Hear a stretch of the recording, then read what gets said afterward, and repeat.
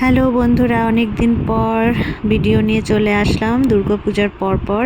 তো আমি সকালে ব্রেকফাস্ট দেখো পাস্তা বানাচ্ছি, আর এটা হচ্ছে সুজির পাস্তা। তাই না? খাই বলো কেমন হয়েছে?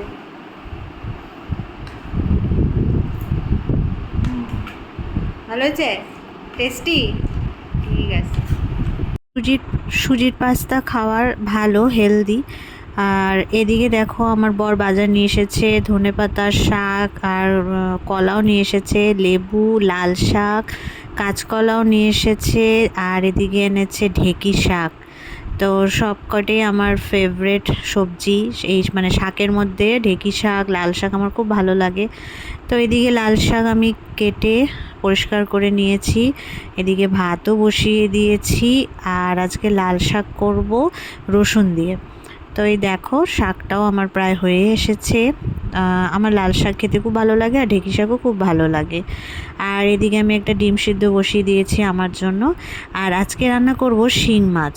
শিং মাছটা করব হচ্ছে আলু আর কাঁচকলা দিয়ে, একদম পাতলা ঝোল করব। আদা, জিরা আর কাঁচা লঙ্কা দিয়ে, রিচ করব না, পাতলা করে ঝোল করব। আর সেইভাবেই আমার ভালো লাগে শিং মাছের ঝোল।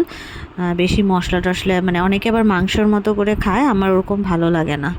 আর উপর দিয়ে দেখো ধনেপাতা দিয়ে দিয়েছি। তো আমার শিং মাছের ঝোল রেডি। তো আজকে ব্লগটা আমি এখানেই শেষ করছি। তোমরা সবাই ভালো থেকো।